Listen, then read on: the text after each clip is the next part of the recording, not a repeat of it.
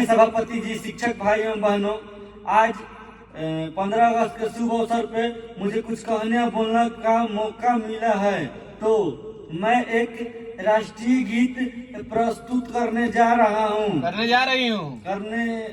जा रहा हूँ कि कहाँ बीतवल ना कि रतिया, कहाँ बीतवल ना, कहाँ बीतवल ना कि रतिया, कहाँ बीतवल ना।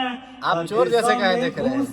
आतंकवादिया रतिया, कहाँ बीतवल ना कि देश में घुसल आतंकवादिया रतिया, कहाँ बीतवल ना कि रात भर तंग कैलाश छोड़ी छोड़ी गोली बम आए हो बलमुआ बाटे सीमा पछिड़ल जान कि कहाँ बीतवल ना अरतिया, कहाँ बीतवल ना, अरे कहाँ बीतवल ना सूरज पिया, कहाँ बीतवल ना।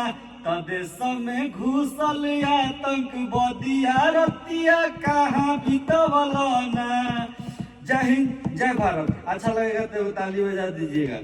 वाह, भारत माता की जय।